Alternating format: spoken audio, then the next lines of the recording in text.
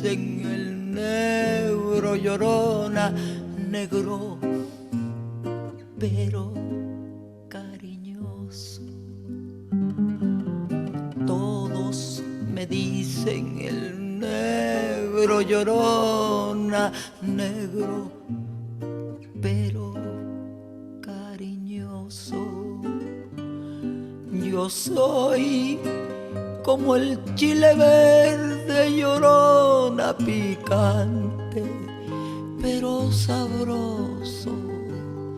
Yo soy como el chile verde, llorona, picante pero sabroso. Ay, de mi llorona, llorona, llorona, llévame al río. Ay, de mi llorona, llorona, llorona, llévame al río. Tápame con tu rebozo, llorona, porque me muero de frío. Tápame con tu rebozo, llorona, porque me muero de frío.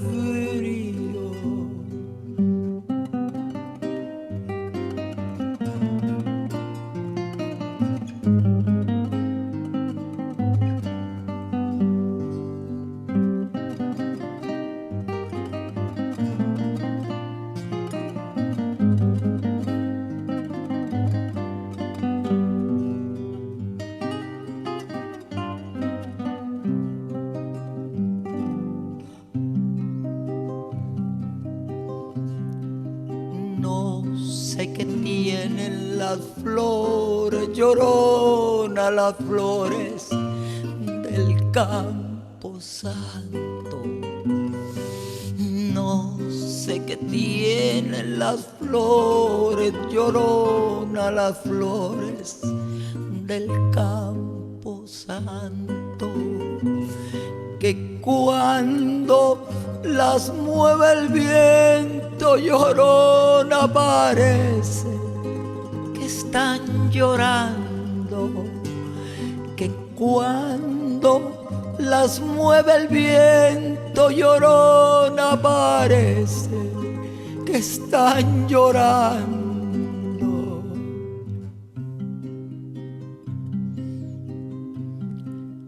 Ay, de mi llorona, llorona, llorona, llévame al río.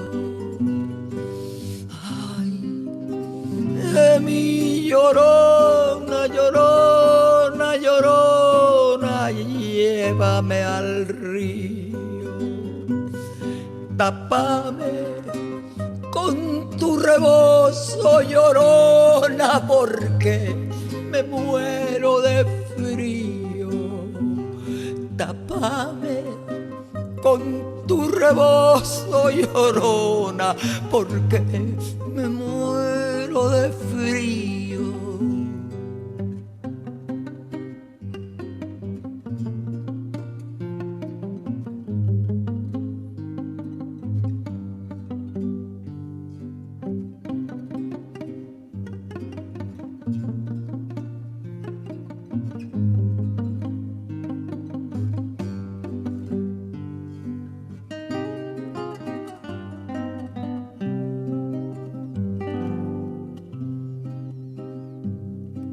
La luna es una mujer llorona y por eso el sol de España. La luna es una mujer llorona y por eso el sol de España. Anda que bebe los montes, llorona, porque la luna lo engaña. Anda que bebe los montes, llorona, porque la luna le engaña. Ay, mi llorona, llorona, llorona de un campo lirio. Ay, de mi llorona, llorona, llorona de un campo lirio.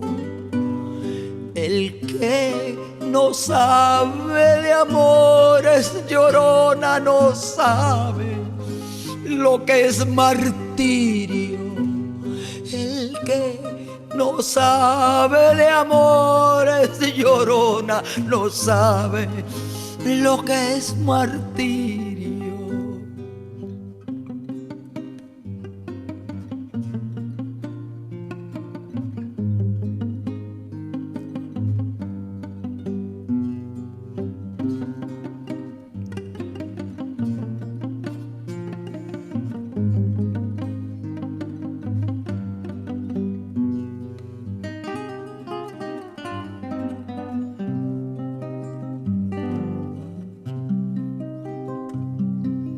Yo te soñaba dormida, llorona, dormida, te estabas quieta. Yo te soñaba dormida, llorona, dormida, te estabas quieta. Pero en llegando el olvido, llorona, soñé que estabas despierta. Pero en llegando el olvido, llorona, soñé que estabas despierta. Sí, porque te quiero, quieres, llorona, quieres que te quiera más. Sí, porque te quiero, quieres, llorona, quieres que te quiera más. Si ya te he dado la vida, llorona, ¿qué más quieres? ¿Quieres más?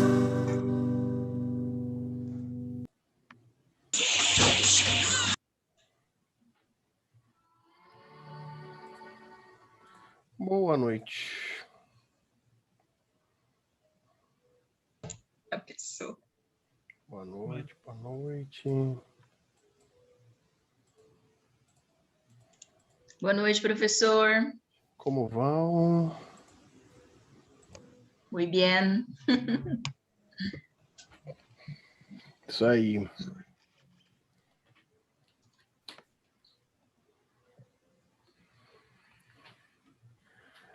Isso aí, pessoal. Vamos aproveitar essa sexta-feira. Vamos aproveitar para tirar as nossas dúvidas e importar conhecimentos.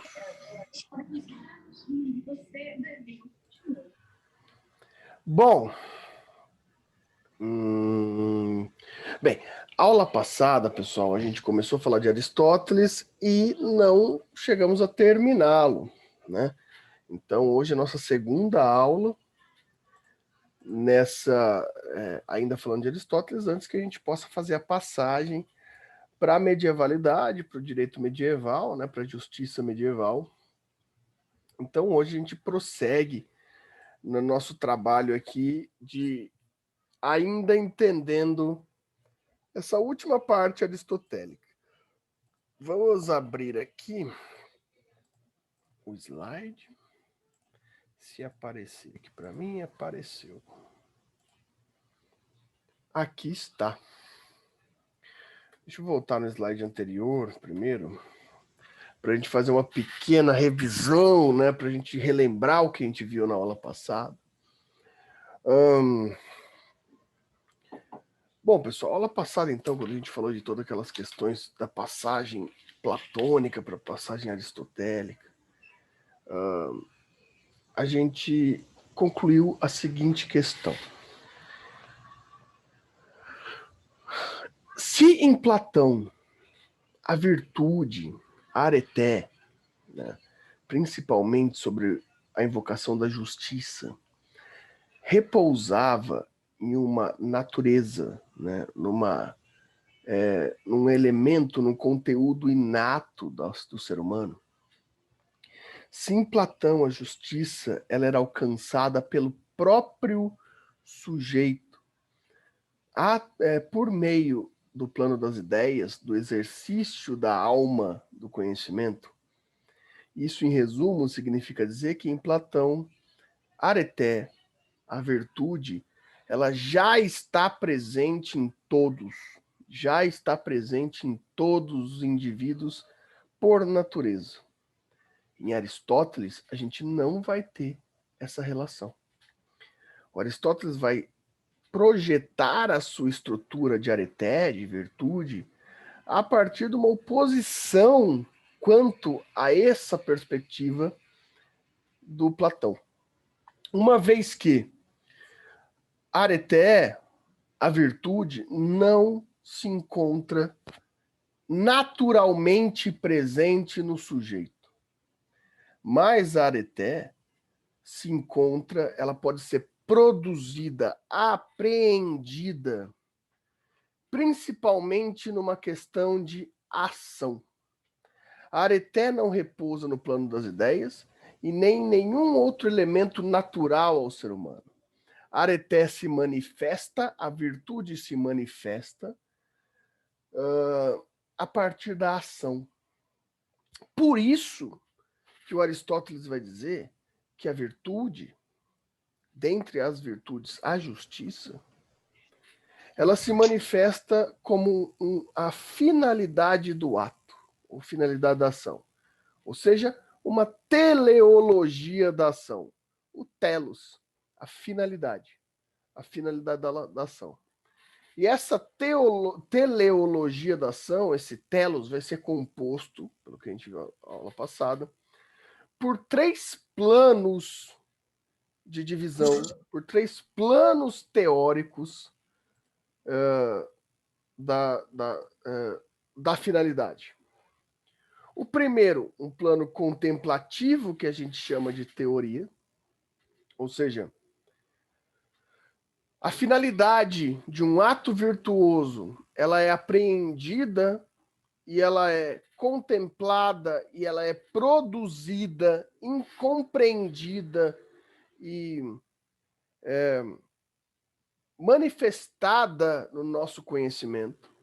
Então a gente absorve os conceitos virtuosos e num plano de teoria a gente desenvolve juízos de valor sobre os atos aos quais a gente quer achar finalidade. A teoria observada, ela se encontra rompida de uma lógica. A teoria, ela é um aglomerado de conhecimentos, principalmente quanto aos juízos de valor atribuídos ao ato, atribuídos à finalidade desse ato. Então, eles não são organizados de forma lógica, eles são pura e simplesmente presentes no pensamento. Para isso, o telos tem que pegar a teoria e transformar em frônesis, que a gente traduziu como prática, que é aquela ideia que não é o ato em si, mas sim que essa teoria seja amoldada, que ela seja mapeada de acordo com com uma hipótese de ato. Então, a prática, que a gente aqui está chamando de frônesis, ela é uma relação entre a teoria e o que pode vir a ser ato. Ou seja, é a gente pegar a teoria e deslocar ela para uma hipótese de ato. Eu enxergo esses juízos de valor do ato, eu enxergo essas ideias de finalidade dentro de uma concepção onde eu possa enxergar esses atos como potenciais atos de fato. Eu vou juntar todas essas teses abstratas sobre o juízo de valor e vou dizer, se essa tese fosse aplicada em determinado ato, ela se comportaria dessa forma. Então é um ato contemplativo que ainda não é um ato finalizado. Isso é a frônesis, ou prática. E por fim, a teoria transformada em frônesis, ela passa a ser ação, que a gente chamou de poiesis, né? A poiesis, de fato, é o ato do mundo factual. Então, a teoria sobre o que seria areté, transportada para uma frônesis, se torna poiesis no ato. Se essa poiesis passa pela teoria, pela frônesis, a gente tem uma justificativa final, uma finalidade do ato.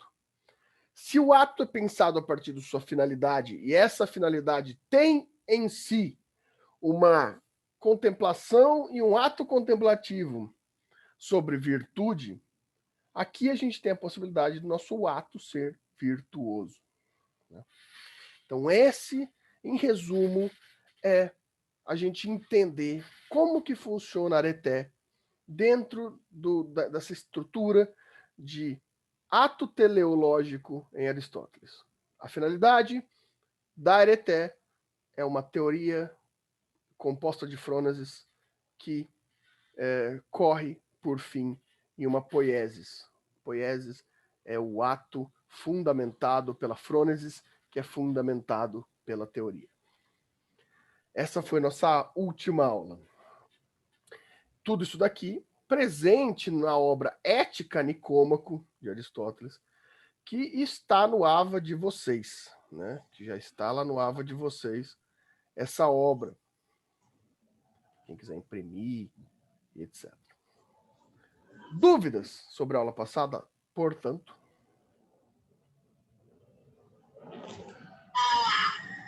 Minha família tentando fazer.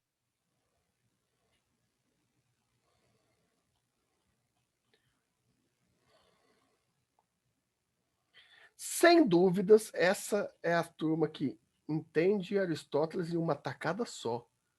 Fico chocado com isso. Na verdade, não, professor. Pois é, então. Pelo menos no meu caso, né?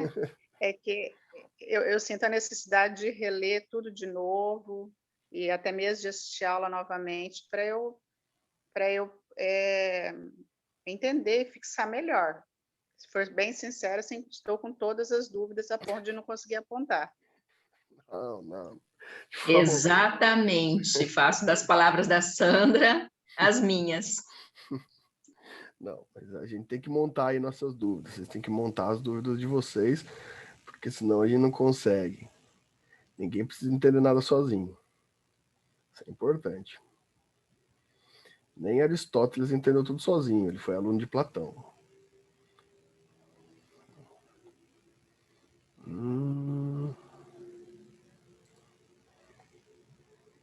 Ok. Bom, já que não há perguntas nesse momento, a gente então prossegue para continuar, então, diagnosticando essa virtude, na qual a gente encontra justiça.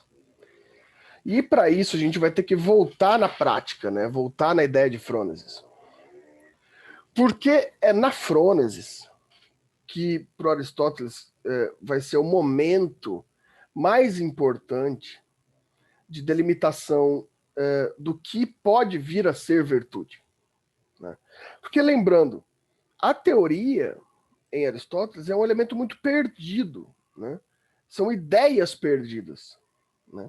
São ideias muito abstratas. Quando essa ideia é passada para a frônesis, é uma espécie de teste hipotético. Né?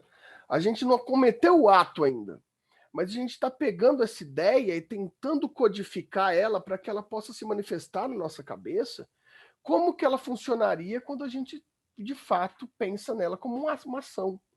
Né? Então é na frônesis que a gente entende, por exemplo, os nossos sentimentos de justiça, né? Ou seja, é quando a gente se pergunta o que seria justo fazer, né, o que seria verdadeiramente justo de se fazer, é na frônesis que a gente tenta essas respostas para que isso possa virar ato, né? E são esses nossos testes. E o conhecimento de uma boa frônesis, para Aristóteles, ele tem um elemento que passa por uma ideia de autoconhecimento muito grande. Por quê? Porque lá em Platão, antes, a gente tinha uma dualidade, né? A gente tinha um elemento dualístico. A gente tinha uma oposição, uma antípoda entre vício e virtude. Ou seja, existia o ato vicioso, existia o ato vicioso, existiam os vícios e as virtudes. Existia uma oposição entre esses dois elementos, eram dois elementos maniqueístas. Né? Entretanto, no Aristóteles, existe até uma visão que a gente pode chamar de uma visão pessimista ou de isoladora da humanidade. Claro que não sei se essa era a ciência ou a intenção aristotélica, tá? Mas obviamente isso vai influenciar muito o pensamento, principalmente o pensamento derrotista, da filosofia, etc. Porque enquanto no Platão havia uma natureza virtuosa dentro de cada ser humano, no Aristóteles já não basta não a ter, como o espaço da areté, o espaço da virtude, ele é muito pequeno. Ele é quase como se tivesse um tiro ao alvo e tudo fosse vício e só aquele meiozinho fosse a virtude. Então, acertar a flecha na virtude sempre seria muito mais dificultoso, ou seja, nossas chances de sermos viciosos no ato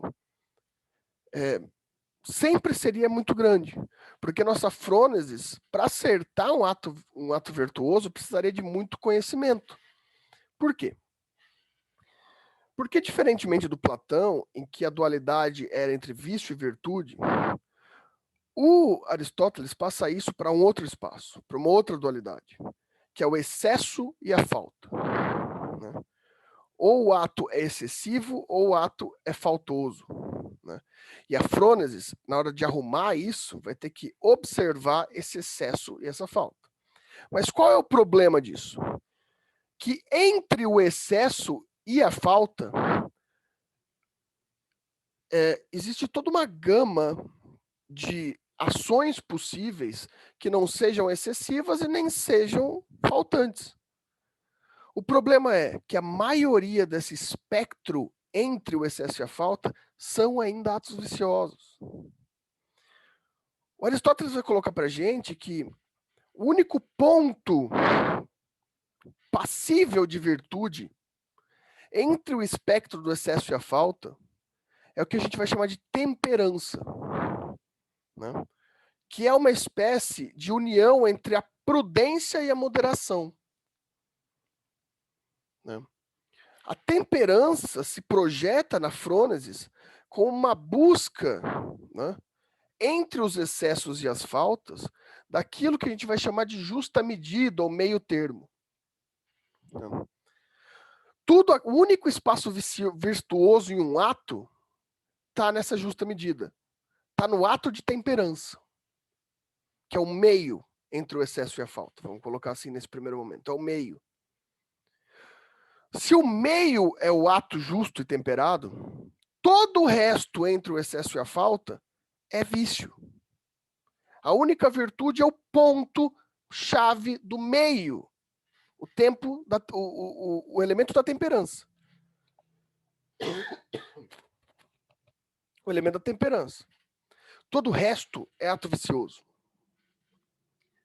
A grande questão aqui, para Aristóteles, é que a frônesis, esse mapeamento da teoria para o que vai vir a ser a poiese, que vai vir a ser o ato, para encontrar essa justa medida, dentro de um espectro tão grande de excesso e falta, e não ser um ato vicioso, depende muito, né, depende muito dessa ideia de prudência e moderação. E a prudência e a moderação são atos que não são naturais da humanidade.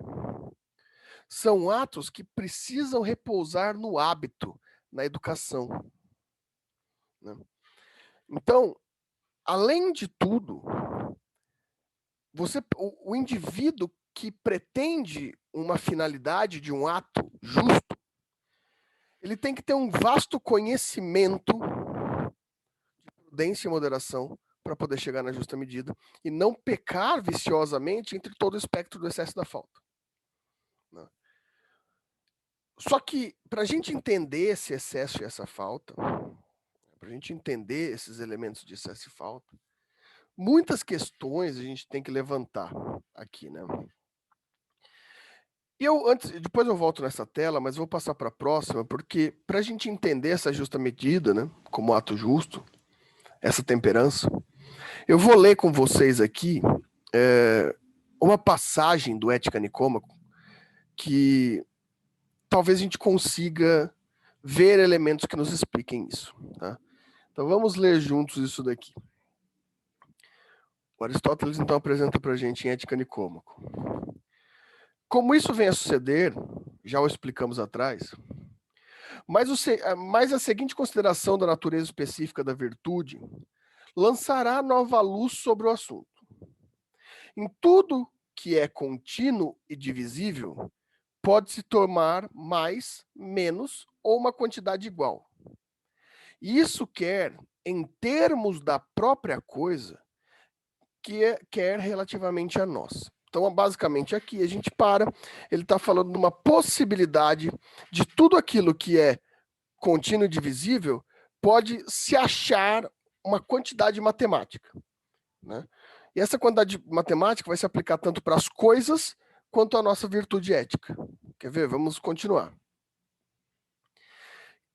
E o igual é o meio termo entre o excesso e a falta. Por meio termo no objeto, agora então na coisa, não em nós. Por meio termo no objeto, entendo aquilo que é equidistante de ambos os extremos e que é um só e o mesmo para todos os homens. Veja, então matematicamente, para as coisas, meio termo ou justa medida é aquilo que está matematicamente no meio entre dois extremos. E isso é universal, é para todo mundo. O problema vem depois. Continuamos. E por meio termo relativamente a nós, o que não é nem demasiado, nem demasiadamente pouco. E este não é um só e o mesmo para todos. Aqui está o problema da justa medida para o ato da ética, para o ato da justiça, para o ato da virtude. Porque, diferentemente do objeto, o meio termo no ato, ou seja, relativo a nós, não se aplica matematicamente para todos ao mesmo tempo, universalmente, como no objeto. Continuamos. Ele vai dar um exemplo. Por exemplo, se 10 é demais e 2 é pouco, 6 é o meio termo, considerando em função do objeto. Porque excede e é excedido por uma quantidade igual. Esse número é intermediário de acordo com uma proporção aritmética. Mas o meio termo relativamente a nós não deve ser considerado assim. Se 10 libras, aqui ele está falando de ração, sabe, de comida, vamos dizer assim. Se 10 libras é demais para uma determinada pessoa comer e 2 libras é demasiadamente pouco, não se segue daí que o treinador prescreverá 6 libras. Porque isso também é talvez demasiado para a pessoa que deve comê-lo, ou demasiadamente pouco. Demasiadamente pouco para Milo. Milo é um atleta olímpico. E demasiado para o atleta principiante. O mesmo se aplica à corrida, à luta. Assim, o mestre em qualquer arte evita o excesso e a falta, buscando o meio termo e escolhendo o meio termo não no objeto, mas relativamente a nós. Veja que exemplo interessante que o Aristóteles dá para a gente aqui. Ele está falando que, está dando um exemplo de um atleta, está dando o exemplo do atleta, que para ele comer, vamos pensar numa coisa mais moderna, vamos pensar num fisiculturista, no Léo Stronda. Né? Conhece o Léo Stronda? É um bombadão. Pro Léo Stronda ficar daquele jeito gigante que ele tá, se ele só almoçar e jantar 2 vezes é pouco. Se ele comer 2 vezes é pouco. Se ele comer 200 vezes é muito. Por isso que ele come 40 vezes por dia. Ovo com batata doce e frango. Ele faz 40 refeições por dia com ovo, batata doce e frango. Só que, aí que tá a questão. Né? Vamos supor que o Guilherme, que tá ali, tá querendo ficar grandão igual o Léo Stronda. Se ele pegar hoje e comer 40 refeições de frango com batata doce, primeiro que ele vai passar mal. Ou seja, o número exato para aquele atleta não vai ser o número exato para o Guilherme. Esse exemplo do Aristóteles é muito interessante, porque antes dele falar de ética, ele vai dar uma relação matemática. Ele vai dar uma relação matemática de que, num simples ato do corpo como comer, vai se aplicar o meio termo, ou seja, a justa medida, não vai ser a mesma aplicada para todas as pessoas. Né? Taca-lhe bomba, exatamente. Para você comer 40 vezes por dia, você vai ter que ir umas 10 vezes na academia por dia. Né? E tirando o ovo, que eu não gostaria de ficar perto do Léo Stronda, porque ele deve ter uma flatulência terrível, né? Diga-se de passagem. Bom, isso é importante porque, veja, ele deu um exemplo aqui do treinador quanto ao atleta. A grande questão aqui é que isso se aplica para o ato da virtude, inclusive para a justiça. Ou seja, como você vai fazer justiça com determinado ato.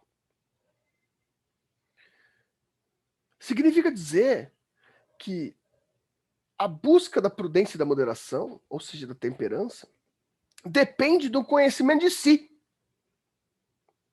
Então, olha a receita ética para Aristóteles. A educação e o hábito, porque é um ato externo, né, a educação e o hábito, que ensinam o que é prudência e moderação. Porém, ensinar o que é prudência e moderação não é universal. Porque o meio termo da ação é diferente para as pessoas.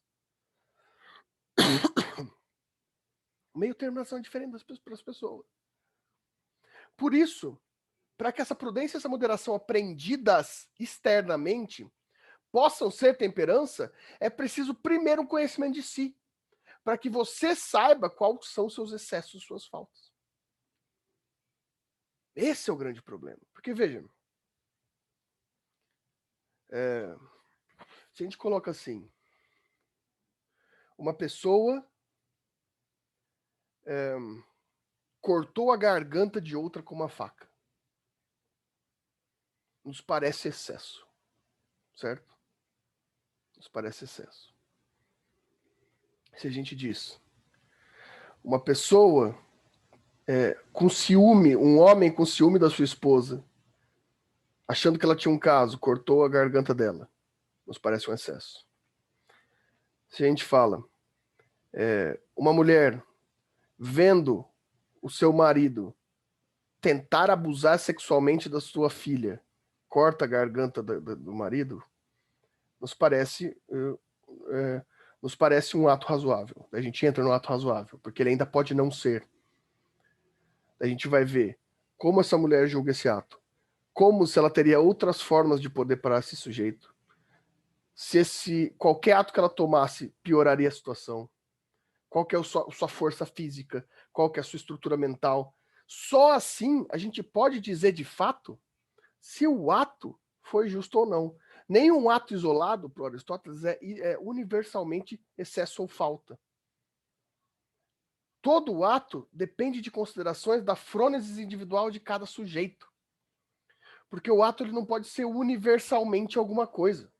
O telos depende da frônesis. E a frônesis é estruturalmente pessoal.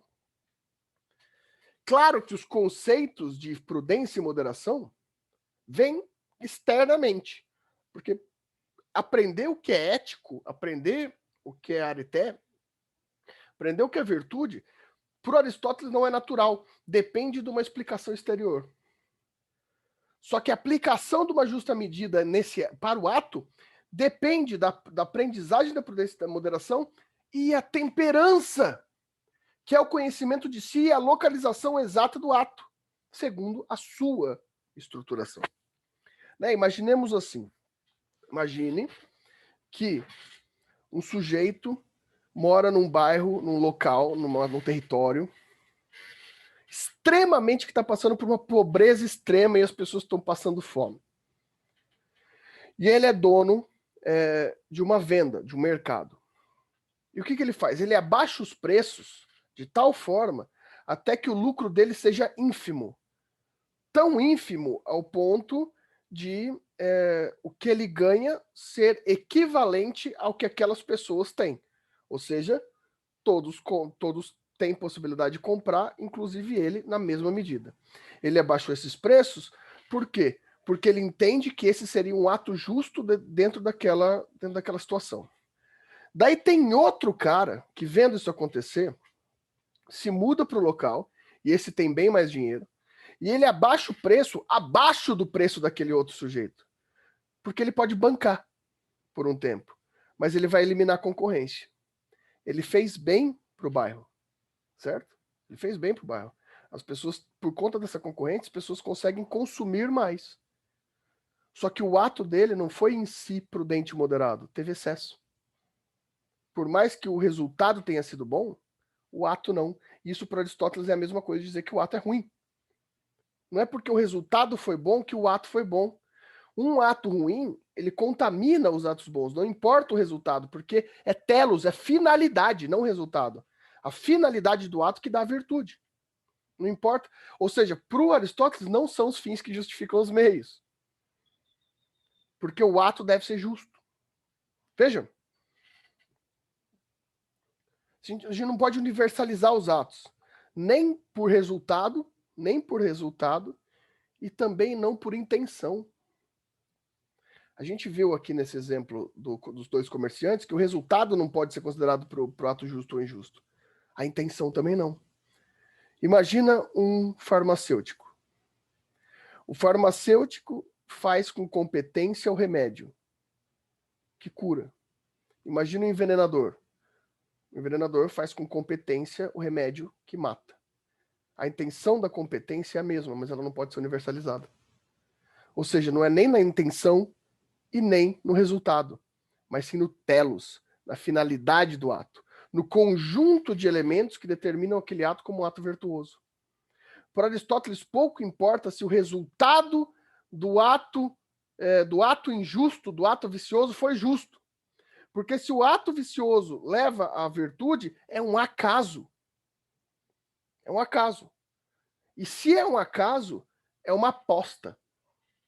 Uma polis justa depende de atos justos. E essa é a grande questão aqui.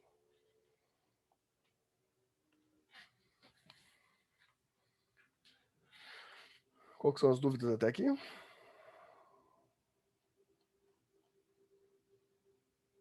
O professor, é certo dizer que num ato justo houve justiça ou é relativo? Essa é uma excelente pergunta. Vamos pensar assim. A justiça, tanto para Aristóteles quanto para Platão vão estar no mesmo lugar, que é na cidade, que é na polis.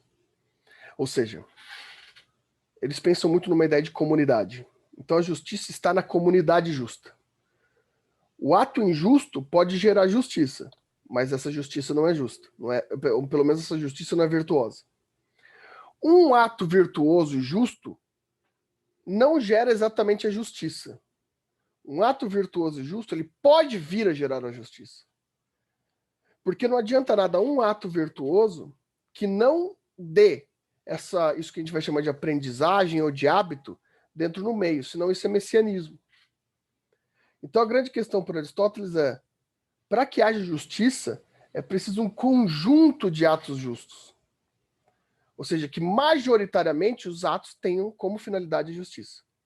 Um ato justo pode ser uma exceção em meio ao vício, né? Então ele não vai gerar justiça. A justiça ela tem que estar no conjunto de atos justos.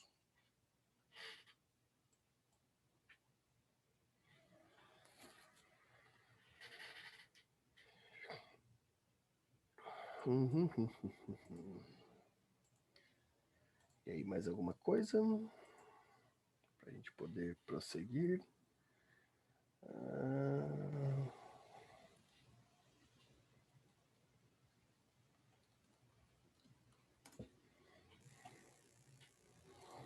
Bem.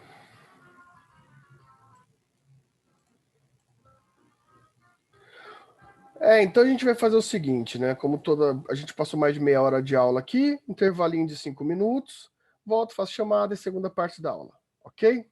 Vamos beber uma água lá, 5 minutos, 22h10. Beleza, professor.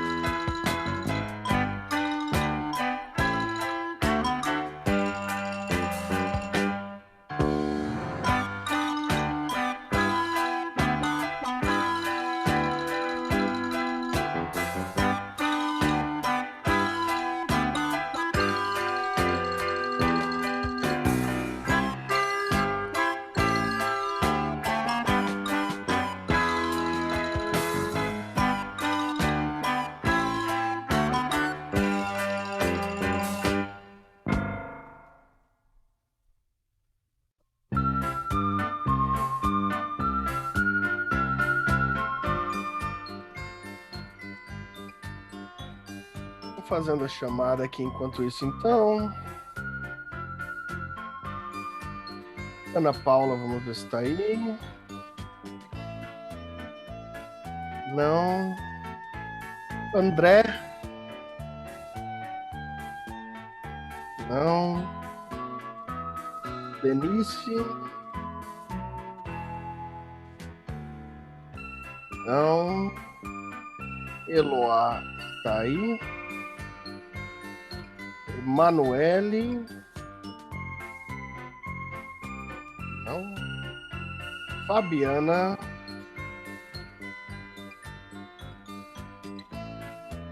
Não. Gabriel. Não. Gabriela. Não.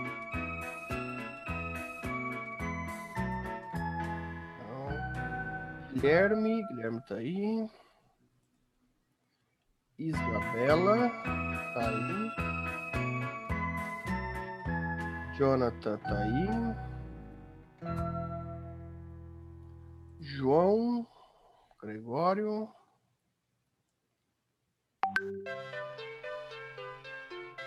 Não. João Vitor tá aí. O outro João Vitor também está aí. A Karen. Não. A Luana. Tá aí. A Lucy. Marcelo. Tá. Maria de Lourdes está. Maria está. Marisadora.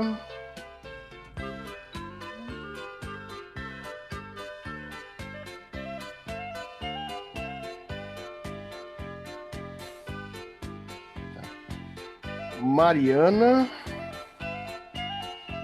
Tá aí. Matheus.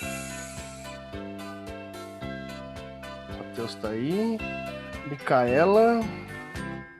Tá aí também. Patrícia. Tá aí. Patrícia Grandizoli. Não. Paula. Tá aí. A Paula Castilho que tá aí, né? Paula da Silva, não. Pedro. Pedro, não. Samuel. Tá aí. Sandra tá aí. Sofia, não. Tamires, não. Tatiane está. Professora, a Tamira estava até agora. O celular dela acabou a bateria, ela me falou. Tá. Marquei. E Thalita. Não.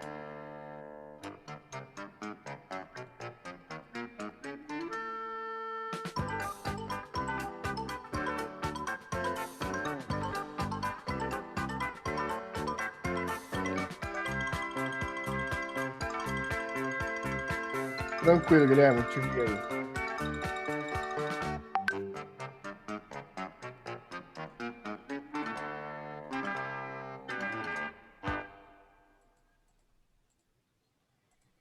Então vamos continuar. Bom, feito isso, agora a gente vai ter que estudar o ato, né? Entendido isso, agora o ato ele vai ter que ser estudado. O ato em si. Isso vai levar a gente muito para essa estrutura de entender essa ideia de conhecimento de si dentro dessa relação do Aristóteles. Porque, vejam, para Aristóteles, o ato, assim lá como o telos, que é dividido em 3 partes, aqui o ato também ele vai ser dividido como um composto. O ato ele vai ser potência, disposição de caráter e ação. Para o ato se formar, ele precisa passar por esse caminho. Né? E esse caminho, ele leva justamente aquele nosso conhecimento, aquela necessidade de conhecimento, de que a nossa forma natural, diferente do que Platão acreditava, para o Aristóteles, nossa fórmula natural nunca vai ser um ato virtuoso, né? Porque a nossa primeira relação de vontade, a nossa primeira relação de ato, ela parte de uma potência de ato, de uma potência de vontade. Ou seja, uma estrutura potencial de vontade. E essa estrutura potencial de vontade, ao longo da nossa vida, por conta justamente do hábito, que é resultado externo nosso, ele acaba sendo quase que anulado e a gente só percebe a nossa vida a partir do juízo de valor atribuído, ou seja, da disposição de caráter. Por quê? Porque a potência, ela é o ato cru, né? Ela é a vontade por trás do ato. Antes do ato ser julgado por elementos externos, o ato tem uma potência natural, essa sim natural, que nos leva a responder de acordo com a nossa vontade e não sobre aquilo que é ético ou virtuoso, né? Ou seja, imediatamente, como uma reação de ato, a nossa potência nos dá uma vontade que raramente ela é atribuída na ação, né? Se alguém que você detesta, né, te encontra, te ofende, a sua potência de ato, ela não vai ser o seu resultado final. A potência de ato, ela é cruel, né? A potência é um ato de resposta imediato. Provavelmente você vai querer bater, matar essa pessoa. Por mais que você insista que você é uma boa pessoa, o Aristóteles vai dizer, não é você que é uma boa pessoa, é o meio que você vive, com elementos externos que dão determinados freios, pelo hábito, a serem atribuídos como juízo de valor da vontade. O Aristóteles vai colocar isso, e a gente pode pensar nisso como uma modalidade poética, né? Pensa numa criança. Por que a criança? Porque a criança ainda não está munida de juízo de valor de vontade, né? Ou seja, a criança não conhece a sociedade e como a sociedade responde aos seus atos. A criança ainda não passou por elementos de vida o suficiente para que ela tenha consciência de que a vontade do ato gera resultado social. Quem nunca passou por uma situação onde a criança fala uma verdade extremamente constrangedora, né? Extremamente constrangedora, extremamente errada para aquele momento? A sorte é que a gente atribui à criança uma inocência, né? Na verdade, o que a gente está atribuindo ali é a incapacidade da criança de ter esse freio moral chamado de juízo de valor atribuído ao ato ou disposição de caráter, né? Quem nunca fica em casa falando mal de alguém, daí sai com o filho, com a filha criança na rua, daí a criança conta para a pessoa que o pai e a mãe falaram mal dela, né? Dá aquele forão. Por quê? Porque a criança não sabe o resultado do ato. Aí que está o problema. A criança não conhece o resultado do ato. Tranquilo, João Vitor. Eu coloquei presença aqui para você. A criança, ela não tem elementos, né, elementos de hábito suficiente, né, como a gente viu lá atrás, na frônesis, né? O ethos, o costume, ele faz parte dessa nossa busca pelo telos, né, dentro da frônesis. O costume, o fundamento do costume que vai dar supedâneo para a nossa teoria. A criança não tem isso ainda, né? Então, a ação da criança é quase a potência dela. Por que a gente vê verdade numa criança? Porque a gente está assumindo para a gente mesmo, toda vez que você diz que a criança é cheia de verdade, é você assumindo que a sua ação é totalmente desligada da sua potência. Ou seja, que sua disposição de caráter já está tão forte que você não faz mais o que você quer. Você já é movimentado por um elemento externo.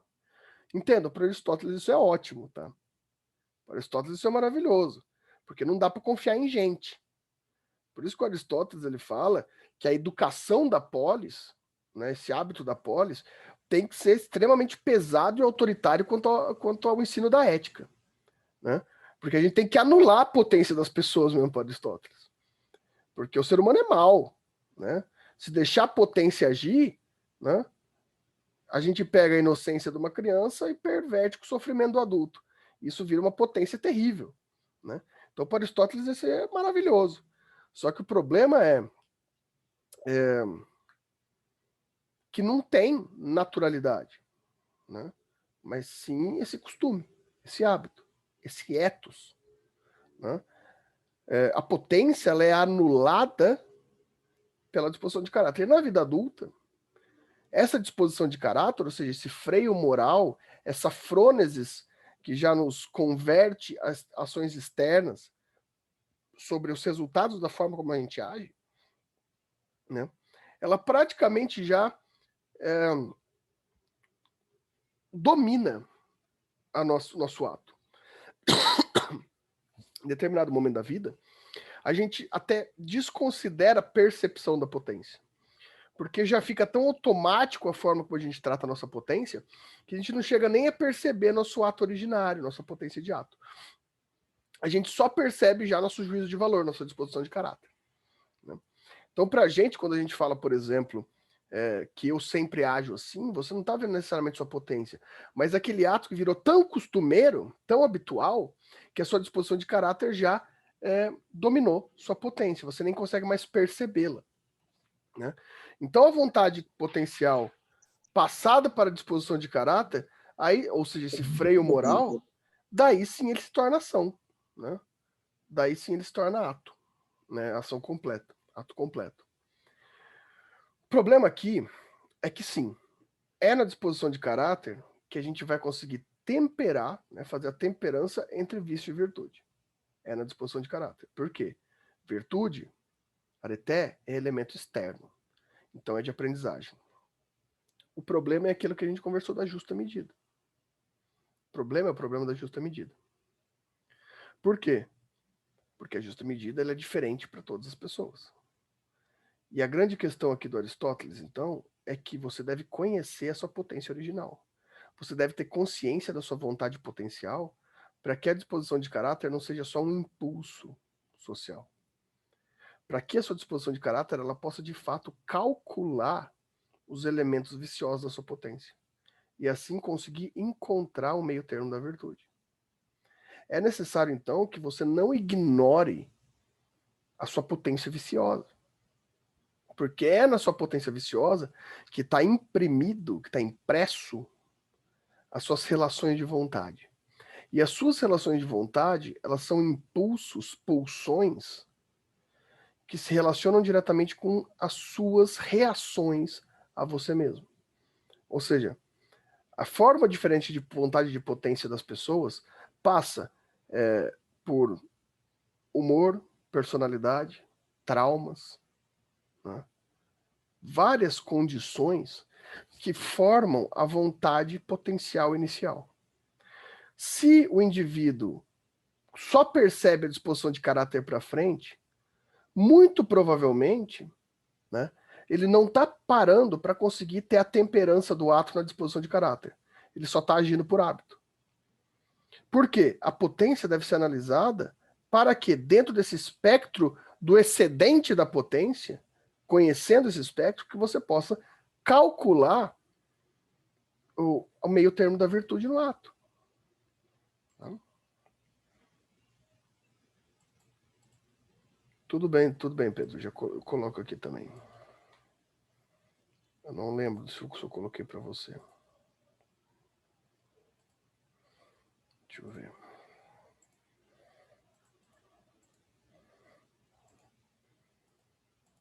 Pedro.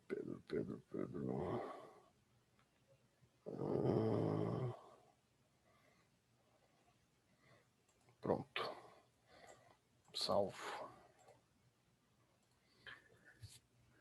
Por isso, é importante que esse conhecimento ele seja considerado no seguinte sentido: é necessário que o indivíduo saiba que o ato virtuoso, ele não é um ato próprio, ele é um ato externo. Ele é um ato externo. O conceito de areté, de justiça para Aristóteles, é um ato externo, nunca próprio do indivíduo. O indivíduo, para conseguir agir de acordo com a vontade, de agir de acordo com as estruturas éticas, virtuosas e de justiça, ele tem que levar em consideração quem ele é. Porque senão a medida não é possível de ser feita. Não é possível que esse sujeito faça uma medida a respeito dele mesmo, porque a sua produção de ato, ela vai ser regida não pelo meio termo dele, mas sim pelo meio termo universal apreendido do externo. E não se universaliza ato virtuoso. Pode ser um modelo, mas não uma reprodução universal.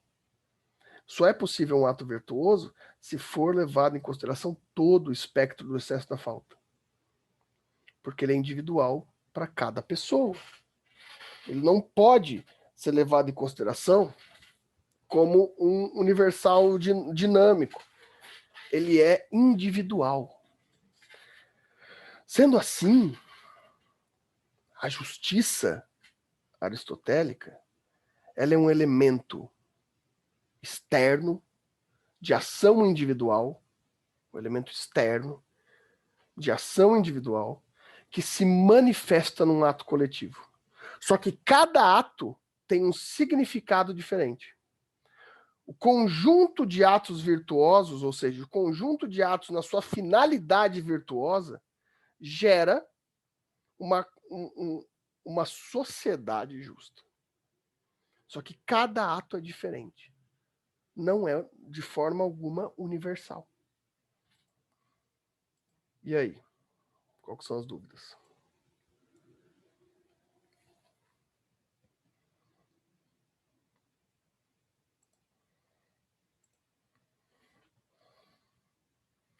Quais são as dúvidas de vossas excelências?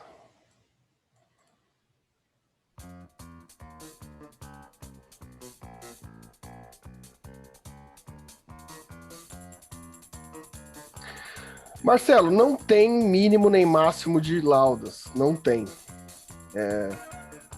Não tem essa preocupação de você ter mínimo ou máximo. O importante para mim é você conseguir fazer aquele exercício dialético. Né? Você criar esse cenário sobre ideias antipodais em discussão dialética. Não tem mínimo nem máximo. O que você tem que conseguir criar é uma fundamentação satisfatória. Não se preocupa com mínimo nem máximo. Você tem que perceber que foi possível chegar à finalidade que você queria. Mas não tem número de páginas, não tem forma específica. É só ter aquela fundamentação de o que vai ser justiça naquele caso e algum interlocutor colocando problematizações sobre aquele modelo de justiça que você escolheu até chegar no modelo de justiça final. Imagine. Professor. Oi. Pegando o gancho do Marcelo aí sobre o trabalho, tem que ter a questão da dialética, né? Isso. Mas não precisa ficar presa à questão maniqueísta do Platão? Não, não Platão, precisa. isso é virtude, né? Isso, ou é bom ou é errado. Isso. Não, não né? precisa disso. Não precisa se prender a Platão. Né? É só essa discussão dialética sobre pontos de referência diferentes. Tanto que eu até falei, se quiser colocar 3 interlocutores, 4 interlocutores, não tem problema. Não precisa ficar nesse vício de virtude. De forma alguma. Ok, obrigada, professor. Bom, semana que vem, a gente encerra a Grécia, Antiguidade, e a gente passa a medievalidade. Né? Ao período medieval. A justiça no período medieval. Basicamente, de autores, a gente vai tratar com Santo Agostinho e São Tomás de Aquino. Só que na primeira ou 2 aulas, a gente vai ter uma introdução literária, né? Porque, mais uma vez, a gente vai ter um rompimento bem grande, né, da linguagem. Por quê? Porque, basicamente, a gente vai estar falando de filosofia na teologia. que é lá que repousava a medievalidade, na teologia cristã. E eu acho que vai ser uma experiência muito diferente para a maioria de vocês, sendo que, pela estatística, a maioria de vocês devem ter suas próprias religiões, né? E fazer uma leitura, por exemplo, uma leitura bíblica fora do instrumento de fé pode ser diferente, tá? Então, eu vou ter uma certa calma na primeira e talvez em 2 aulas para a gente tentar entender qual que vai ser o método de leitura teológica que a filosofia política vai usar, né? Porque não é o mesmo. Obviamente, você não vai estar lendo da forma como você lê na sua religião, né? A gente vai estar lendo como um texto, assim como esse texto que a gente estava lendo do Aristóteles aqui. Então, a gente vai perder um tempinho para tentar... Perder não, ganhar, né? Para tentar falar de linguagem teológica como filosofia, para a gente chegar na filosofia jurídica do período medieval, que é porque o São Tomás de Aquino e o Santo Agostinho estão falando de direito, estão falando de filosofia, mas eles estão falando de religião. Então é um desafio um pouco diferente para a gente. Então na aula que vem, a gente tem tempo ainda, mas eu não vou começar agora, porque é sexta-feira, então vão curtir a sexta-feira de vocês em casa, né? Beleza? Qualquer coisa, estou disponível aí. Valeu, então. Bom final de semana para vocês e até semana que vem. Obrigada, Obrigada, professor. Bom final de professor. semana. Igualmente. Valeu. Boa noite.